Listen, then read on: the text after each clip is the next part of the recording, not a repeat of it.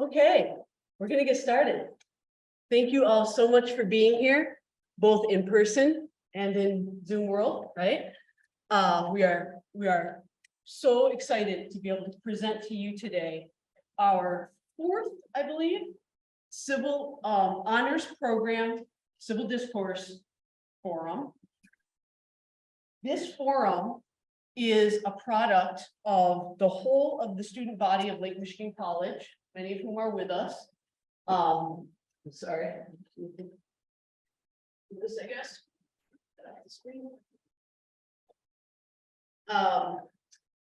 We survey the student body every fall and ask them, what's on your mind? What are you concerned about? What do you care about? What do you want to talk about? What do you want to learn more about? And we have them rank order all of their areas that they want to know more about and they want to talk about. This year, at the top of the list was gun violence. In the past, it has been diverse topics. Last year was student debt. One year was healthcare, which I guess I was kind of surprised about. I didn't know college students were that concerned about healthcare, but they were. We had a fantastic forum on that. We've covered social justice issues, climate change, and all kinds of things. But this year it's gun violence, and I don't think that's a surprise to anybody, sadly, right? We are so lucky to have a super esteemed panel with us today who are going to be sharing their perspectives and their expertise and experience with us. In hopes, the whole goal of these discussions is not just to lament the problem, right? We all have the news to do that for us, right? No offense, but the goal of this discussion is to find solutions, to hear from experts in a way that allows us to really identify, okay, what can I do? How can I take action? That's what the brilliant students of LMC care about, and that's what we're bringing this forum forward for you to do. So today we have first I want to introduce our honor students. We have Ellery Darling, who is an honor student. Her major is psychology, and she's going to be our moderator for this evening. We have Karen Hempel. She is a viticulture and wine technology major, and she's going to be monitoring the Zoom chat. For our Zoom people, if you could please put your questions in the chat. We will address as many of them as we possibly can. And that's the way we'll do questions. For those in the live audience, if you could please put your questions on the 3x5 card that you were handed and then just pass it to the end of the row. Grace will pick them up about midway through the presentation and we will address as many of those at the end as we can.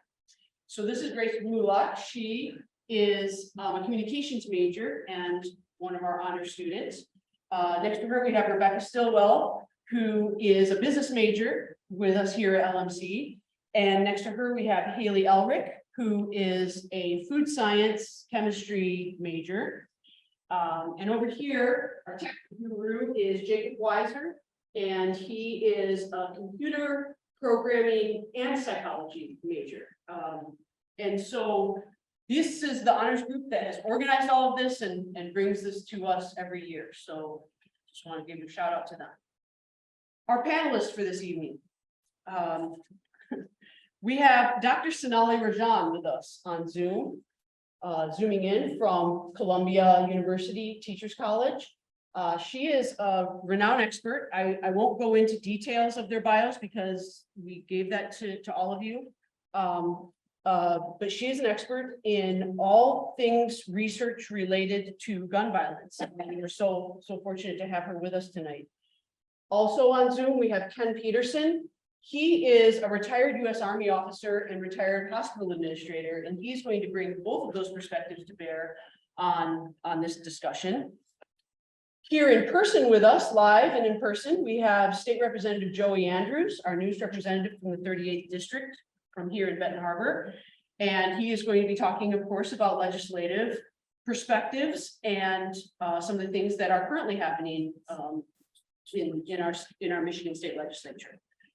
We also are lucky to have with us two nurses from Lakeland Corwell Health, I didn't remember the new name. Adriana Retberg and Carly Bissell. Not only are they very seasoned nurses in emergency medicine, but they also are proud, I assume, Lake Michigan College alum. And so we're really excited to have them with us tonight as well. I think that does it for procedures. Unless I'm forgetting something, I probably am, I'm sorry. So we're going to start it off. In the United States, the leading cause of death for people under the age of 25 is gun violence.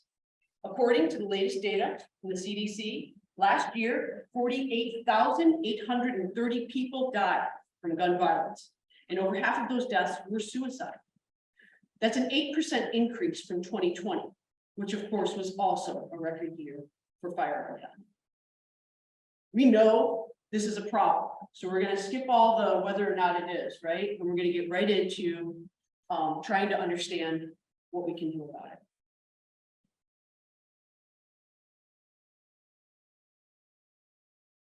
Well, our first question, with over 120 civilian-owned guns per 100 people, the United States has more guns per capita than any other country in the world. The next highest gun ownership rate is in Serbia with 69.7 guns per 100 people, about half of the rate in the United States. In contrast, Canada has 35 civilian-owned guns per 100 people, and the average across the European Union is 15.7 guns per 100 people. In 2020, Canada reported 277 homicides committed with a firearm, and the United States reported 19,384 gun-related homicides. How can the United States learn from other countries to decrease the prevalence of gun violence and this increase in gun ownership? Dr. Bajan, would you start? Sure, and it's good you guys have a timer because I will just talk. So you should tell me when I'm getting close to my time running out. Thank you so much for having me here today. It's a pleasure to be here and to be with all of you. So this is really, you're asking, this is the $1 million question, right? How do we coexist safely with the 400+ million firearms that are currently in circulation in the United States? And how do we, and since that number is growing and there was a huge uptick in gun sales towards the very beginning of the COVID-19 pandemic here in the US, so we have seen a real uptick in gun ownership, but also in gun violence, and lots of reasons for that, but certainly the prevalence of guns contributes to that. So but the one sort of thing we can all agree on is, you know, and I say this a lot as a researcher in this space, I'm not anti-gun, I'm anti-gun violence, which I think all of us, that's something all of us can agree on. So the key here is, how do we do this safely? You know, I study gun violence. I specifically study gun violence among children. And I think, I can't remember if it was in the question, but gun violence is the leading cause of death among kids and teens. So I share that to say that it's not something that we really need to consider when we think about policies related to gun violence and how we address this issue, is specifically that children are at very high risk. So what do we do?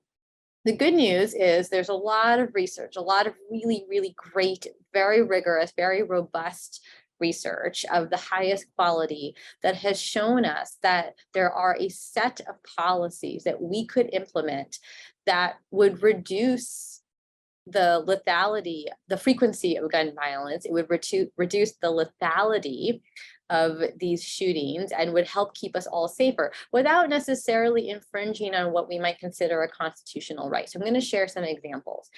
One example of a policy is something called a permit to purchase law. So essentially, you need a permit to purchase a firearm, which is something that we might require for anything, right? Like a vehicle, for example, right? Before you buy a car, you need a driver's license. So a permit to purchase law, that's an example of a piece of legislation that we could implement that would be helpful. Or something like a restriction on the kinds of firearms that those under the age of 21 can purchase.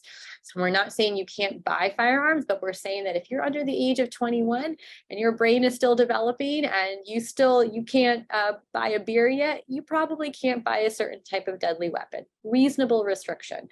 if we were to ban large capacity magazines that hold more than 10 bullets. So that's really important in terms of that research has shown that that can reduce the lethality of mass shootings. Yeah, that matters. Do we need that necessarily to exist? Thank you. I see the yellow thing. That could be an example of a policy. Extreme risk protection orders that reduces the risk of firearm violence among those who might be at higher risk, and then safe storage. So encouraging gun owners to store their guns safely and securely, that is locked and unloaded. All of these policies together would allow us to coexist safely and reasonably with the number of firearms in this country without infringing on individual rights.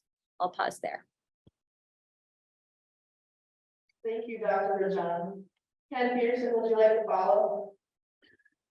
Just to comment on this, I think Canada has done a really good job requiring owners to have a license to register, owners to be at least of 18 years of age, requires a 28-day waiting period, does not allow people who have committed certain serious crimes to obtain a weapon, does not prohibit hunting rifles or shotguns, but it is illegal to possess them without a firearm acquisition certificate, and restricts with minor exceptions, magazines capacity of hunting rifles and shotguns, and prohibits automatic weapons and sawed-off shotguns. Requires handguns to be registered. The law requires that firearms be securely stored, which is what was common on, and it deems ineligible anyone with a record of violence or treatment for mental disorder. Such a minimum of up to 10 years for prison for the illegal possession or transfer of a prohibited weapon. I think those are things that you need to look at. Canada has been successful with it. It commented about the minimum number of deaths they've had from firearms. And why can't we do the same thing? Why can't we get involved and make changes as we're doing in Michigan now with some of the rules, with not registering, but red flag laws, and with gun safety laws and so on and so forth. We need to move forward and put some of these into practice.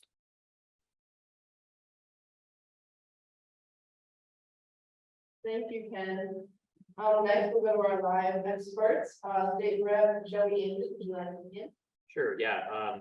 I think as far as we can learn from other countries, a lot of countries have tried various things in space, and I think it's useful to look at countries that are kind of similar to ours. Australia is a good example of a country that after experiencing a deadly mass shooting made pretty significant changes to their gun laws, and in the intervening 20 years, I think they've had a single-digit number of mass shootings. Similar things happened in Britain, Germany, Japan, all Western, or in Japan's case, pseudo-Western countries that are at similar levels of industrialization, economic attainment. A lot of these countries have prevalence of gun ownership in their countries as well, but they don't have the mass shootings. And I think that there's something we can learn there from how they've managed to craft a set of laws that have allowed for people to live without being afraid to go to the park, or the movie theater, or school, or club, or all the other places that we seem to have problems with mass shootings in this country. I know that often what gets brought up is that the United States is different, maybe culturally, something to that effect. I don't necessarily believe that, but I'm willing to entertain the notion that maybe we have a cultural problem in the United States, and if that's the case, then we need to do something about that. Question just ends when you say, well, we're different here in the United States. Different. Maybe we need to figure out how to address that issue as well. But I think there's a lot we can learn from all of our neighbors around the world who have dealt with these issues, found equitable solutions, and I think you'll find that crime is not rampant in those countries in the way that some detractors might imply that it would become. So no reason we can't learn from our neighbors. Thank you. Adriana and Carly, would you like to finish off this first question for us?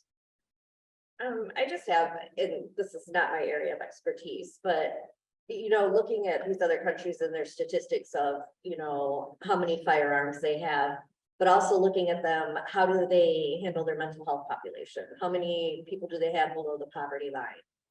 And what resources, and how, looking at these other factors can help us understand and see if maybe the way they're handling it is better or just another perspective of handling those issues that we have in our society.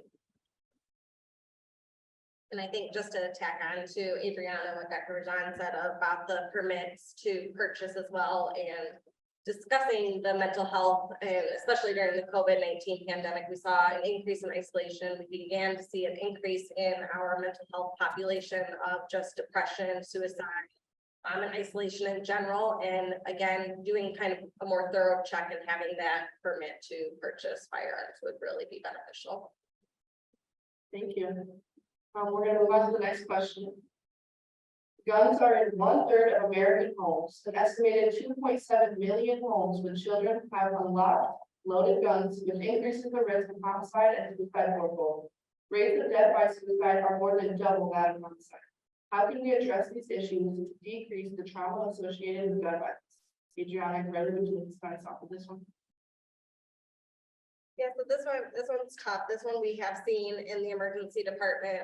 We have seen where parents were in another room, children were playing with one another, come across a gun, accidentally shoot a sibling, cousin, friend, neighbor. It definitely does not make it any easier on the first responders, the family members, or anybody who comes into that emergency department to care for those children. We really need to take a better look at how are we securing firearms within the homes. If they have licensed firearms, how are they securing them?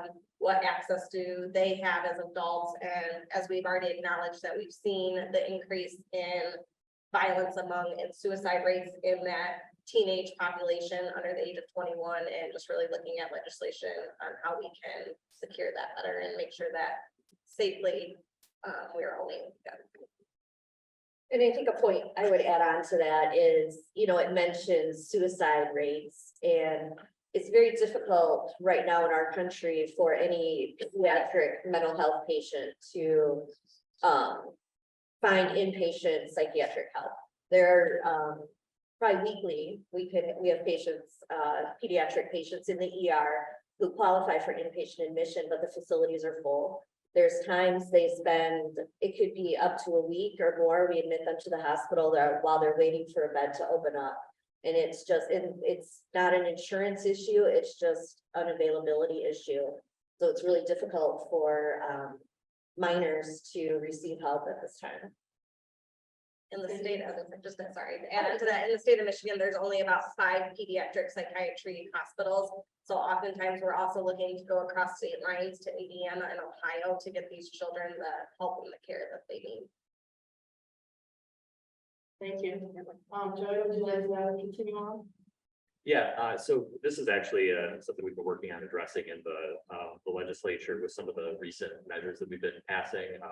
The safe storage laws and the extreme risk protection orders are both kind of designed to target this issue, other issues as well. But when you have guns in safes or with gun locks on them, it takes a pretty significant chunk out of the suicide rates in those households. Often it's not the person who owns the gun that's committing suicide with the gun, it's somebody else in the household. So having less access in the household of the firearm, especially for children, who are, a high rate of suicide right now, as you mentioned, those safe storage laws can go a really long way to lowering the suicide risk. And then extreme risk protection orders as well. If somebody recognizes that their uncle or cousin or nephew or whatever is having a mental health crisis, giving them the ability to go to law enforcement or go to a judge and say that, I think this person's at risk, if there's a firearm in their household, we need to get that firearm away from that household until this person's had treatment or a chance to be evaluated. That's the sort of thing that could save a life just by itself. So I think that, we're, at least in Michigan, we're working on addressing some of these concerns. And these are laws that have been passed in other states, and the data is, I think, pretty convincing that it's effective, it works, and the impact on, your responsible gun owner is minimal. Most people are already, kind of obeying safe storage laws. This is here 2.7 million, 120 guns per 100 people, a lot of guns in this country. So, just sort of enforcing that a little bit further and making sure that everybody is safely storing their guns, and it goes a really long way to lowering these risks. Thank you. Moving on to our Zoom, Dr. Rajan, would you like to follow? I think I'm just gonna echo, I think, I think I'm mostly echoing what's being said. I mean, I think, oops, sorry.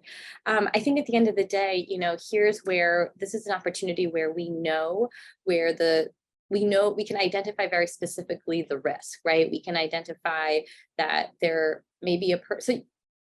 Here's another way of saying it.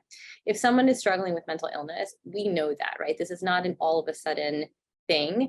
And it's usually something that has evolved over years. It's usually something a family or loved ones are very intimately aware of. So, and also are probably struggling to make sense of. And so what we can do is encourage a general sense of support in lots of different ways, which includes reducing risks, reducing the likelihood of their home being at risk for certain individuals. I don't know if that makes sense the way I'm saying it, but I do feel like the suicide piece in particular is especially painful, given that it is something that has emerged often out of years of deep family concern and worry. Just, I don't know if that makes sense the way I'm framing it, but. Yes, thank you. Lastly, Ken Peterson, would you like to finish us off that second question? Yeah, the numbers aren't exact, but in the last decade, over 2 million guns were reported stolen. Estimates range somewhere between 237,000 and 380,000 firearms are stolen every year from gun owners and end up involved in crimes. Prisoners have indicated that most of the firearms that they've obtained for commission of their crimes were stolen either by a crook themselves or bought for someone who has stolen it. So it isn't just about protecting our children. It's about protecting the weapons so they're not stolen out of, taken from cars because you've left your weapon in the car, or from your home because you left it unlocked, not in a safe. So those are some of the things we need to look at. Thank you. Moving on to our third question. The US makes up 4% of the world's population, but it owns 40% of the world's civilian firearms. Yeah, it is a common sentiment that the best way to stop a bad guy with a gun is a good guy with a gun. How do we address people's concerns that any additional gun safety legislation will lead to the removal of personal rights and/or all guns? Ken Peterson, can you start us off, please? Right. There's a survey that estimates that 1 billion firearms in global circulation as of 2017, and 857 million, or 85%, are in civilian hands. 133 million are in military hands, and 23 million are owned by law enforcement. So you can see the vast majority of weapons are held by civilians. The new studies suggest that global stockpiling has increased over the past decade. I just wanted to talk a bit about the fact that that I'm retired military. I'm qualified, or was qualified, on an M14, on an M16, which is the AR-15 weapon. I'm qualified on the M60 machine gun. I'm qualified on a 1911 A2 45 caliber pistol. But being qualified on them once in the past doesn't mean you're qualified on them now. So if you're thinking that you're going to have even your law enforcement officers or your teachers in the schools are going to carry weapons that are going to be qualified in those weapons, and somehow a good guy is going to prevent a bad guy from shooting up the place, I don't think it's realistic. The assault weapons themselves, with high round magazines, high capacity magazines of 20 rounds, now 30 in the military, means that you can get 20 rounds shot off before anybody takes any action against you. And I think we have to start looking at that, and it's not only about ensuring that we have red flag laws and gun safety, but it's that we do something about curtailing our assault weapons, which are deadly. One of the things in the military is that you go through a 2-week course to qualify on a weapon, and then you go out on the range and you do qualify, and then you have to be requalified every year on a weapon.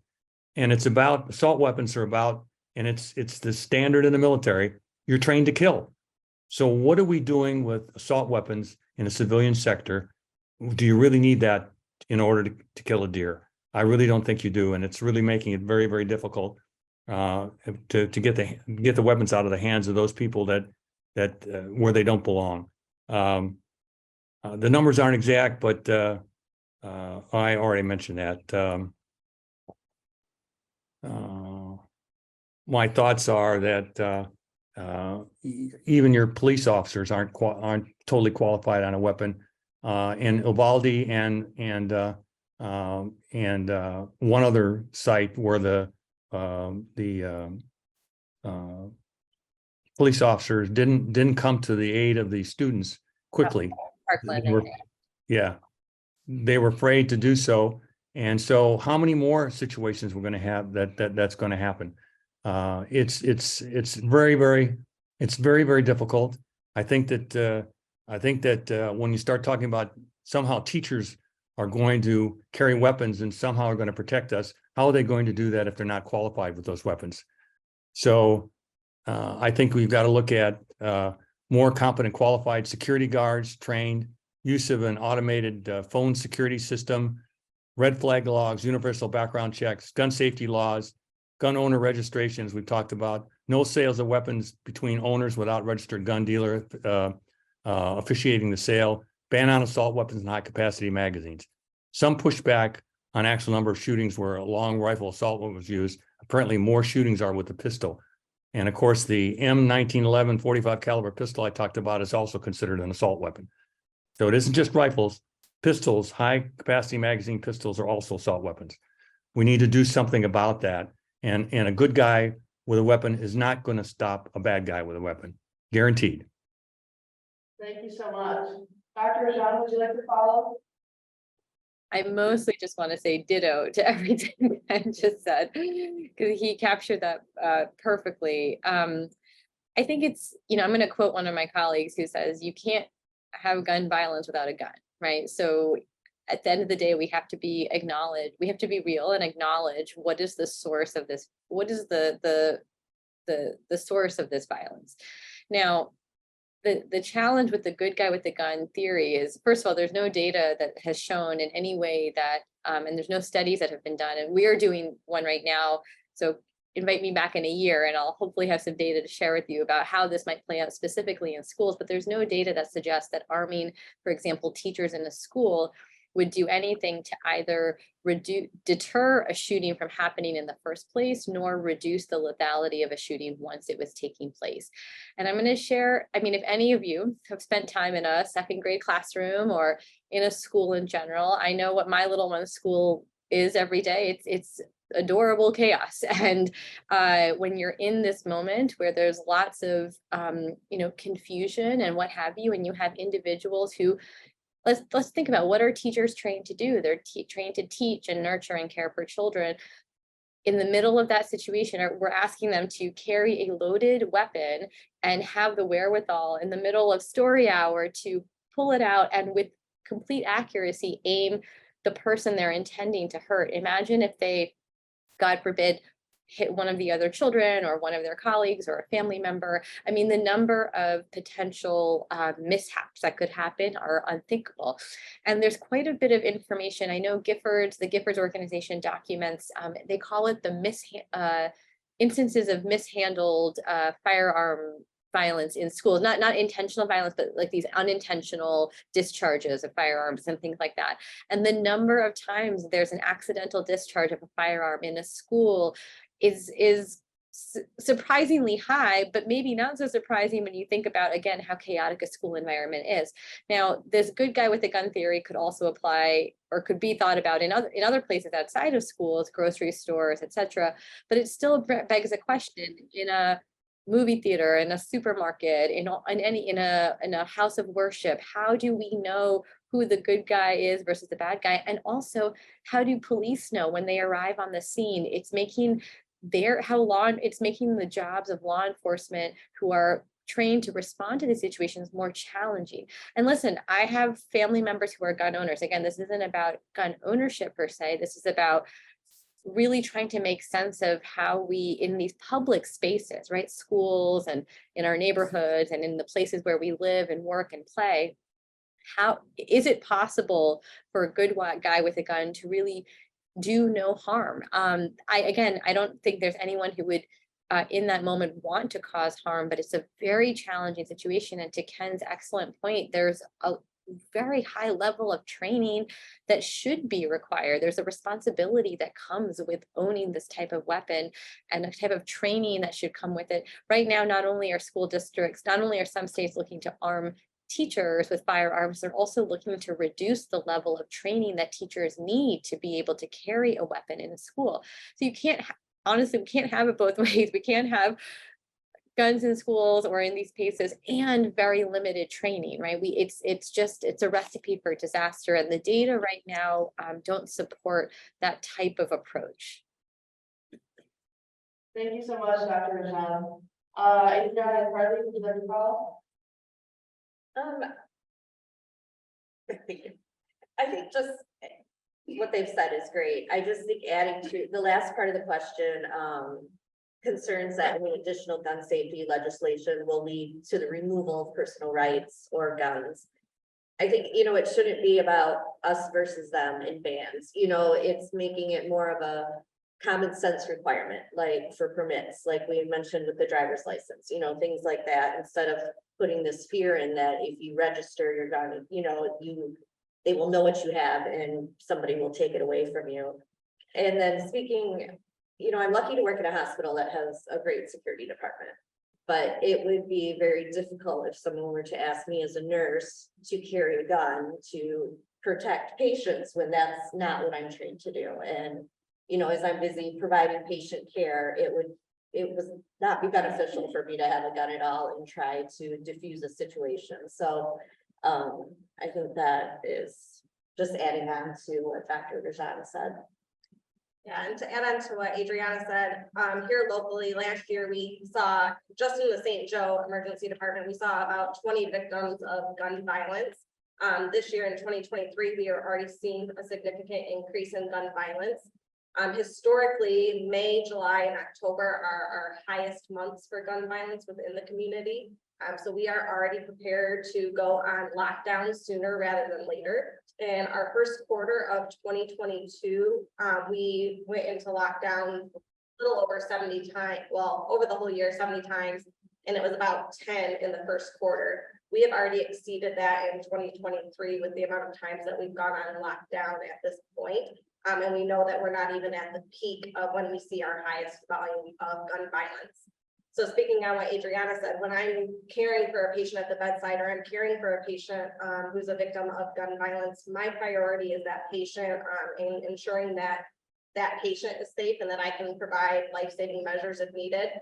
But also my priority is not, protecting my staff. Thankfully, we do work with a great security department, some of which are armed. But again, when law enforcement is responding and that scene now comes to the hospital, who is that good guy? Who's helping? The security department is trying to get us on lockdown, block all the access to the department so that the staff can provide that quality care that we need to our community and to our patients, while also keeping patients, visitors, and staff safe. So if you're talking about arming our security officers as well, now you're adding to that situation as well and adding increased risk when law enforcement is there to assist us as well.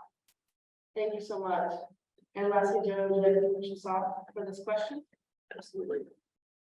I have a lot of thoughts on this one. I'm trying to keep it concise. I think it's important to note that what we're talking about here isn't like your right to defend your house, right? Like to have a handgun in your house to protect you.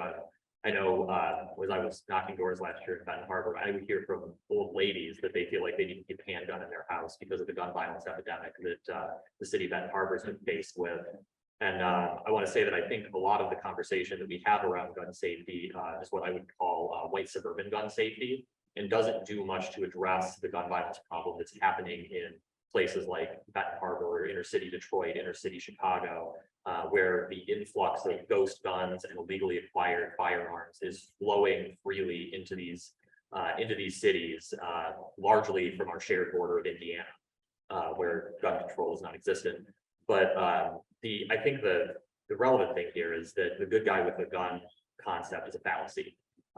The people who I think are imagining this are kind of imagining themselves in like a Clint Eastwood Western or something, where they're going to walk into a building and they're going to square off with the shooter and they're going to, draw from the hip and, they're going to be the hero. The thing to remember is that the shooter gets to determine when, where, and how the shooting happens. If you're a good guy with a gun sitting down to eat in a restaurant and you're putting a fork up to your mouth when the shooter opens fire, good luck. At the Aurora movie theater shooting 10 years ago now, I think, there were people in the movie theater that had guns on them, that were responsible gun owners. They mostly hit. Being in that situation, Ken is the only person here I think has experienced combat. Being in a combat situation is totally different than being in a shooting range or out back in the woods behind your house. You are not going to respond the way that you think you are. You are not the hero that you think you are. And even well-trained military police are not 100% accurate shots, let alone an ordinary citizen going to the firing range. And again, in a live fire situation, you're not going to be able to aim at your target, square up, and take a deep breath. And if you miss, you are also putting other lives at risk, which is something that is documented oftentimes in these good guy versus bad guy shooter scenarios, let alone what was mentioned about the confusion that it causes for law enforcement showing up and not being able to tell which person shooting is the criminal or the good guy. And plenty of examples of them misjudging which was which, and the good guy actually being the one who gets shot by the police or arrested while the criminal gets away. They're just all manner of reasons why this concept is not real in practice. We have a lot to do to address gun violence in this country, but the notion that arming more people is the solution is just completely misidentifying what the problem is and how these scenarios play out. Thank you so much. We're now on to our final question before we go into the Zoom questions and the audience. We have had since April 1st, 131 mass shootings in the US so far this year, more than one mass shooting every day. With the recent tragedies at Oxford High School and Michigan State University, what can be done to protect our schools? Yeah, this is a conversation that we're having actively in the legislature right now. Obviously, the MSU shooting recently really hit close to home for a lot of people. Yeah, MSU is a shared community, I think, not just in the state, but in the country. I mean, everybody in Michigan knows somebody who went to MSU or, as a family member, cousin, whatever. I mean, MSU is it's an enormous university that touches every corner of our state. I was at Lakeshore High School yesterday morning because a group of 10 juniors and seniors wanted to have a conversation about gun violence. And of the 10 of them, 7 were planning to attend MSU or the others had a relative or a friend who graduated previously who was at MSU, and just telling us how they have been afraid being in high school of these school shooting scenarios and thought that, well, once I graduate and go to college, I'll be safe. And now they look at what happened at MSU and they feel like, once again, they will not be safe. And so, we've started off by looking at expanding background check laws in Michigan, the safe storage laws and extreme risk protection I mentioned earlier. All of these things are things to try to prevent another shooting like MSU or Oxford from happening. In the Oxford scenario, you had a kid who was provided a weapon by his parents. If there was any, for safe storage laws or extreme risk protection orders, there's at least a possibility that shooting could have been prevented. In the MSU shootings scenario, the father of the shooter told law enforcement that he knew that his son had a mental health problem and he was worried about his access to guns.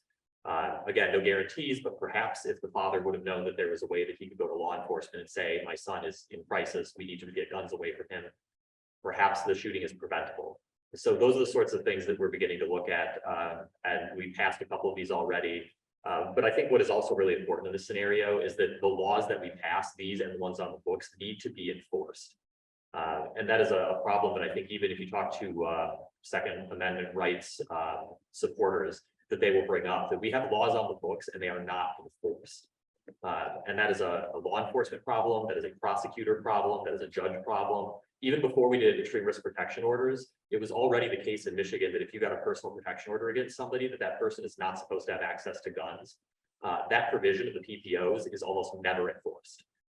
It is not enforced because often police officers say they are afraid to take guns from a gun owner because they're afraid they're going to get shot. Which is interesting considering that the reason they're supposed to be taking the gun away from that person is because somebody else feels that their life is threatened in some way, often domestic violence situation in case of PPOs. So we are acknowledging over and over again, and law enforcement is acknowledging over and over again, that there are problems and there are violent individuals and they are afraid themselves, and yet we do not enforce these laws, and we continue to let people with mental health problems, with histories of violence, have access to guns. So I think, we've taken some first steps, some very good steps around these background checks, extremist protection orders, and safe storage laws. Again, all laws intended to do something about gun violence in a way that doesn't prevent responsible gun owners from enjoying their guns, whether it's recreationally or for the protection of their home. And I think going forward, we have to continue having this conversation about how do we keep guns out of the hands of people who are going to commit crimes, and how do we address this ongoing and increasing mental health epidemic that we have in this country that is resulting in people, purchasing a weapon and shooting their friends, family, classmates, neighbors, whatever the case may be. Thank you so much. Next, Adriana, would you like to follow up? That was to me, right? Okay, from a healthcare perspective, I just really think the focus, one of the main focus points should be on mental health, the resources that we have for both the adult and the pediatric population. As Adriana and I spoke on earlier, the very limited resources that they have for the pediatric population puts these patients at significant risk, both for inpatient treatment and outpatient treatment. And same for the adults, the outpatient treatment and the follow-up, and what do we need to do to address the mental health crisis that we have going on nationwide, and how we can support that patient population and make sure that they have the resources that they need in a timely manner, where it's not months out waiting to get to a doctor's appointment, or weeks to days to months to get an inpatient placement bed for psychiatric help. Thank you. Dr. Rajan, would you like to follow? Sorry, yeah, I was just saying to Amy, there's a storm here. My internet's a little thing. So if I get fuzzy, that's why. So this is sort of the question that I spend most of my time and work thinking about, which is how do we, what does work? And so the way I think about this problem is really with my public health hat on, which is to say, how do we really invest in our communities and schools from what we call a primary prevention angle? So not just how do we react to a shooting in the moment of that type of violent act, but what are we doing months and years before a person chooses to go into a school and hurt someone else and others in this very violent way. And so what that really means is investing in and disrupting the upstream causes of gun violence, in addition to having very reasonable emergency preparedness plans in place. I'm just going to pull up some of my notes here. But some of the things that my colleagues and I have talked about, in addition to the policies that we talked about earlier, assault weapons bans and large capacity magazine bans and extreme risk protection orders. So in addition to all of those policies, which we very much need and are absolutely a part of what this solution would look like, we also need to invest in our community. So that means this is really, I think, kind of amazing. This is not work I've done, but some of my colleagues have done this work that have shown that when you invest in green space, and if you improve housing conditions and enhance street lighting and ensure that there's equitable access to early childhood education services, which includes support for caregivers, and access to community-based programming that incorporates job and educational training for teens. Those types of efforts, investments in public libraries, contribute to reductions, not just in crime overall, but also in gun violence at the community level. Because what you're doing when you invest in communities with care and compassion, you're disrupting those cycles of disenfranchisement. If you couple that then with efforts at the school level that are less punitive, really prioritizing positive school climate indicators, universal school-based violence prevention programming that focuses on pro-social skill development, restorative justice-oriented conflict resolution practices, removing some of the very punitive disciplinary policies that often cause children and students to feel more estranged from their school communities and separate them further from needed services. Coupling all of that then with also access to needed mental health care, not just for kids themselves, but also for their families, particularly families where there have been histories of child maltreatment or abuse or incarceration. You bring all of this together, and then you add in behavioral threat assessment, you add in potentially lockdown drills that use best practices. There are some best practices that show that they can be effective. You start to think about how, how do we, when a child chooses to bring a firearm to school, how are we responding to that? We don't, right now the policy is to expel them for at least a year, but let's find out what's going on at home. Let's not just put a Band-Aid on it. When you bring all of these things together, now we're talking about a real preventive framework that together would allow us to reduce the likelihood of this violence from happening in the first place, and would likely contribute to an overall improved sense of well-being and care for these communities and these kids to begin with. So it's a real reframing, a real reimagining of what gun violence prevention in and out of schools could and should look like. Thank you so much, Dr. Rajan. Ken, can you follow up on that? Yeah, just a couple general comments. The majority of us, not 70% of us, don't own guns, and the vast majority, 79%, want stronger gun control laws to include a good portion of people that own guns. I think the International Association of the Chiefs of Police, they support a ban on assault weapons. They have supported it since 1992 when the ban initially went into play. And they still support it. They've put amendments together to support it. So we've got the police backing the support to reduce the number of weapons we have out there. We've got not only the general population, but gun owners support better gun laws out there. And one other thing which we didn't talk about tonight was that we go back to the Second Amendment, and somehow that supposedly authorizes everybody to have an M16 weapon. That amendment was about having a weapon to support ensuring that people could be called up to join a militia. Well, we don't have a militia any longer. We have a National Guard. That National Guard takes care of it, and we don't need to have people with M16s. So I just want to leave it at that. It's sad, and I'm hoping that we're able to put more restricted laws in place. And I'm not against weapons. I'm not against people having weapons. But we don't need that we don't need assault weapons to hunt deer. Thank you so much, Ken. That's all the questions we have, that honors program has created, but I'm gonna pass it on to Grace or Karen to discuss the Zoom questions and the audience questions. Hey there, I'm Karen, I'm the Zoom question. So I'm just gonna quote verbatim, really great one from one of our.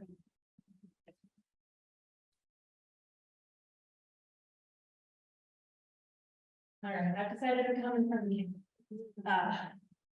So this is directly from one of our Zoom people, and it is, what can be done to address the perceived discrimination of gun violence targeted against people of color?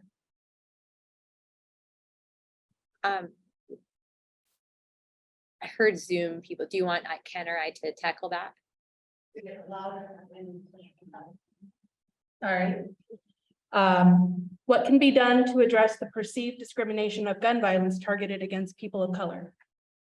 Dr. Rajan, would you like to start us off with that one? Sure. So, I think it's really important to understand that police violence is a form of gun violence in this country, and police violence that uses firearms does disproportionately impact individuals of color, and in particular Black men. And we have seen that come to a fore over the past few years in the most tragic of ways. There's also, I think it's also really important to understand that, even when we talk about school shootings, we hear about the ones that take place typically in these more white neighborhoods, but according to data from the Washington Post and from Everytown for Gun Safety, Black children are disproportionately impacted and affected by gun violence in schools in comparison to their white peers. And Black children, this is based on research that I have done, Black children are 4.5 times more likely to be exposed to at least one firearm fatality in their neighborhood compared to other white children. So I say all this to say that I don't know. So in general, there are health and racialized health inequities that the breadth of gun violence generally impacts on communities of color. Now, in terms of the gun laws, I'm not sure that, I think this all stems from a broader, so I guess I say the first part to say that we have communities of color that are disproportionately impacted by gun violence. And then from the legal piece, I think it's important to recognize that this is all embedded. We live in a country that is embedded in systemic racism, that everything about our lived experience and the way in which we all interact with the world is informed by systemic racism, and that informs our policies and our practices and our social determinants of health by extension. Look at redlining, look at the voting, look at voting, look who's in power. So yes, the discrimination is very real here. Probably the most acute way we've seen this is in the context of how communities of color get policed.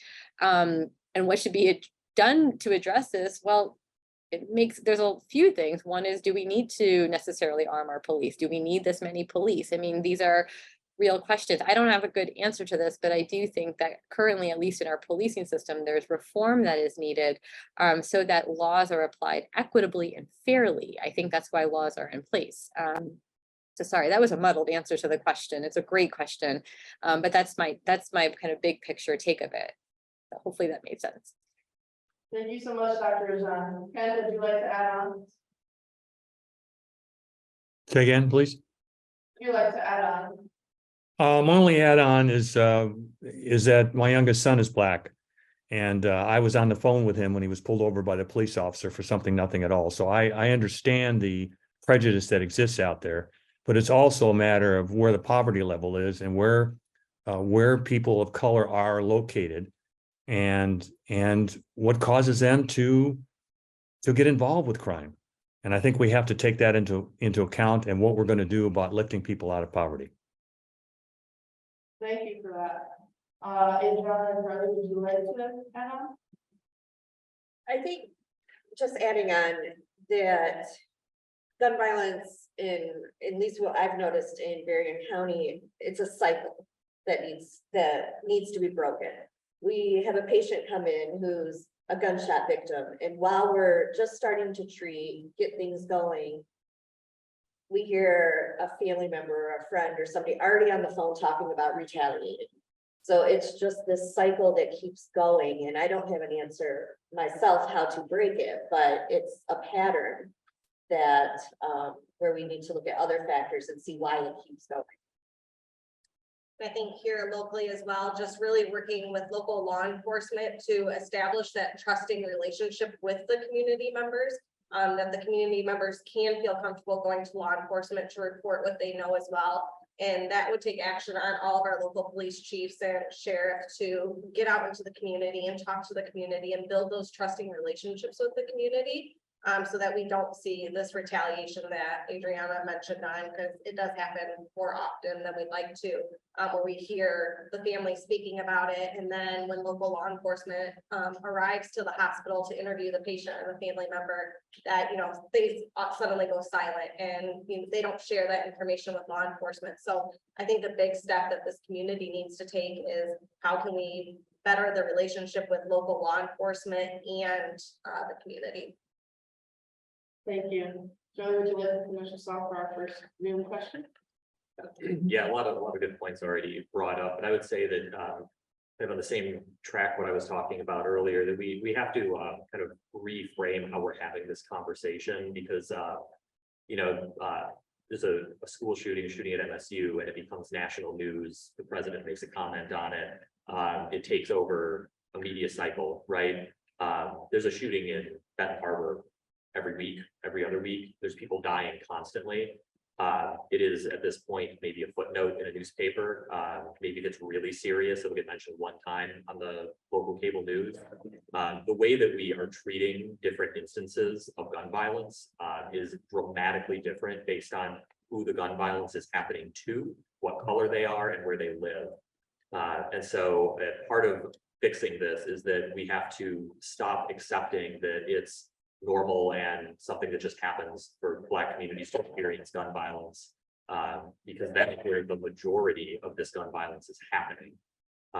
The second thing I'll say on the discrimination piece is that we did spend a lot of time on the laws that we're working on in Michigan talking about discrimination and enforcement.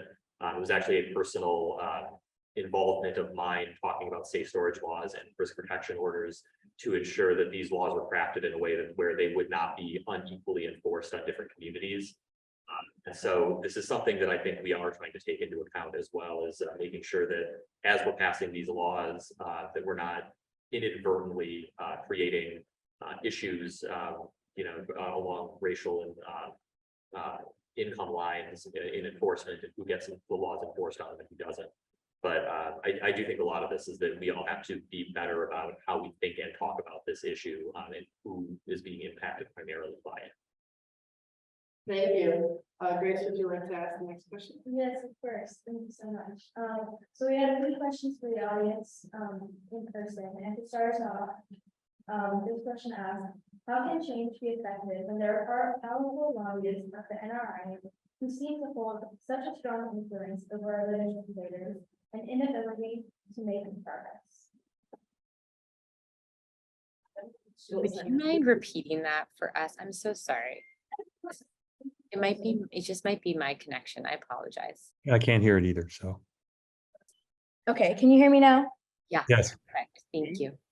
So the question states, how can change be effected when there are powerful lobbyists like the NRA who seem to hold such a strong influence over our legislators and inability to make progress? Would you like to start, sir? Oh, yeah. So the important thing I think that we all have to come to grips with on this is that those of us that believe in stronger gun safety and gun control message we have been losing this fight for a very, very long time. Going back 20 years to a Supreme Court decision that expanded the definition of the Second Amendment and basically rendered a vast majority of gun control options available to us unconstitutional, that they would simply get shot down. This is in part because of concerted long-term effort by organizations like the NRA, like the Federalist Society, to put increasingly radical judges into the judicial system and elect politicians who will look the other way and vote in line with the economic interests of the gun manufacturers. Any change that is going to be meaningful is going to be long-term change. And I cannot stress this enough. We cannot at this point change anything overnight because of the way the system is structured. The Supreme Court that we have, I mean, looking at Supreme Court decisions from just last year, you can see the damage that can be inflicted by the justice system when it is perverted in that way. Anybody who believes strongly in this issue and the changes that need to be made, you need to begin organizing now, yesterday, really. And this is going to be, I believe, a generational fight. That if we're going to make an impact, if we're going to change things in this country, it is going to take cycle upon cycle of electoral participation, electing better and more accountable politicians who can then themselves be part of the appointment and process of appointing these judges to begin moving our justice system and begin moving our legislative system in a more just and a more humane direction. I think that it is absolutely critical that everybody understands that this is something that is going to happen on a long timeline. We are on the back foot in so many ways on this issue, so many laws, so many ways that we wish we could address this in the state of Michigan. The Attorney General just has told us are simply off the table. We could pass it, it will immediately get sued, it will immediately go to federal court, and it will immediately get struck down. And when your hands are tied like that, it's so incredibly difficult to talk to people who are asking us for meaningful change day after day. I've talked to 10 seniors in high school who are telling us how afraid they are to go to school and to say, well, we've done 3 background checks, safe storage and red flag laws, and maybe there's 1 or 2 other things that we can do that will immediately get struck down. But to have no ability within our job to affect change because of the concerted long-term efforts of these vested interests. That is what we are up against. And so that is my message to anybody who cares about this. Thank you. Adriana, Carly, do you have anything to add? Nothing big. I just think it goes back to that us versus them mentality. We have to get away from that and, get away from the sides that we're on and work together to make this solution. Like you said, it's a long-term, battle. It's not going to happen in the next year, so the next term, whatever. It's gonna be something everybody has to be a part of. And I think to make meaningful, positive change, Joey kind of touched on it a little bit, but doing your research, looking into, you know, who are we electing into these positions, and just really doing your research, getting out there, asking questions, and making informed decisions for yourselves when you go to vote. Thank you. Ken, would you like to add on to this, audience? No, I don't have anything right now. Thank you. Dr. Rajan? So here's what I'm gonna say. I don't disagree with anything that was just said. I agree that legislatively, it is a frustratingly slow process, and it is not because we don't know what is the right thing to do. It is because there are individuals in power who are choosing not to. So I will just say that. But I will say, as I was mentioning before, there are a number of non-legislative solutions that we can advocate for at the school board level, with our mayors in our cities, around all of these other ways in which we know gun violence can be reduced, right? How do we ask, again, investing in green space, shifting our disciplinary policies, looking at the wide gamut of non-legislative solutions that are associated with reductions in gun violence. I'll give you an example. Here in New York, our mayor wants to defund public libraries. That's going to just contribute to increases in violence. So this is something that my colleagues and I and my neighbors, we are advocating for as citizens, as members of our community and as constituents, to say, wait a minute, this is a budget issue, right? This is about where are we spending money? So while I agree that there is a long-term legislative battle, we all have to be prepared to be in and advocate for, and we should push for at all levels, right? Federal, state, on down.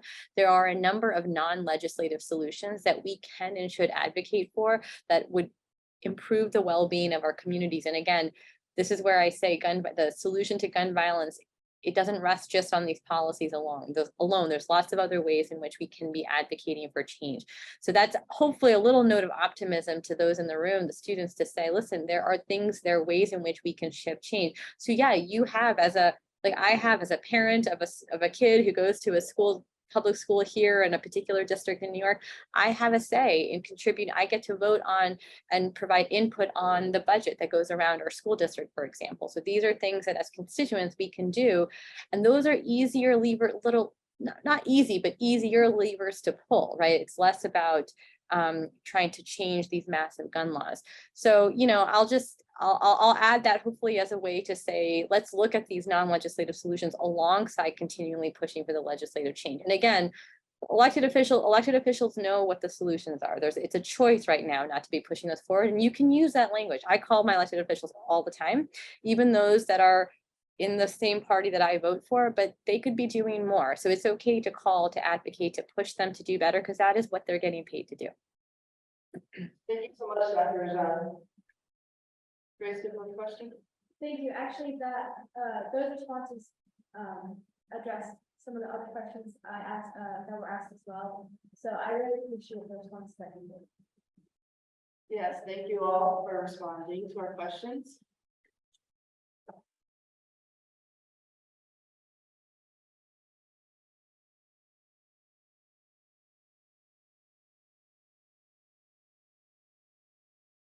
All right, hello, my name is Rebecca. So I've got kind of one final wrap-up question. I know one thing that I wanted to get out of this talk today was action items, and that was a big thing that I wanted to focus on, because I'm hearing a lot of things that we can do, like voting, but what can we, as students, maybe you're a high school student and you're 17 and you can't vote, what would be things that we can do to make a difference and advocate for change? I know is a big thing that we've been talking about.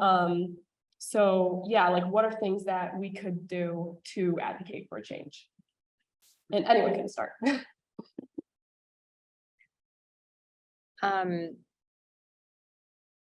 mean, and so one thing certainly is you can support those who can vote, you know, like there's lots of ways you can ensure that folks know you can, are they registered to vote? Start with your neighbor, start with those in your immediate community, make sure those, so something we do, I live in an apartment building here, and something that we actually have some high school students here. It's really amazing. They make sure that everyone registered to vote, and not just every 4 years, but every election. In fact, these local elections matter in some ways more. So we want to make sure like that kind of, on the ground support is so useful. I think also like if you're, working, if you have, parent or caregiver support with this, supporting, doing some phone banking, or, there's ways in which you can reach out to, I was looking at this the other day, members of the Senate Finance Ways and Means Committee. You can, I can send this over, but I thought this was really interesting. There are specific elected officials you can call in different states. There's, sample scripts that are provided that just say, hi, my name is so-and-so, I live here, I'm calling you to urge on this specific bill. So there's lots, like just from a constituent perspective, certainly calling and engaging with local elected officials, and also getting your community rallied to vote and be engaged is, I think, really important in that particular way. I'll stop, I'm rambling, but I just wanted to offer that. It's like, I'll send this little thing that I was reading. I thought it was well done. I'll share it with Amy. Thank you, Dr. Rajan. Ken, did you want to add anything for us? I just add on to that, there are several organizations out there that you can get involved with, that you can go door to door and help with the voting laws, to help with the gun safety laws. I can't think of what VNP stands for, the initials, but that's an organization that gets out and about and promotes the gun safety rules and a lot of the other gun laws, red flag laws, and so on and so forth. So it's a matter of getting involved, even if you're not even if you're not voting age. Thank you. Thank you. Representative Andrews, would you like to speak on this? Yeah, organize. I come to politics with an organizing background. Organizing is by far the most effective thing you can do. Organize not just around federal things, but local things. Your township board, city council, county commission, state representatives.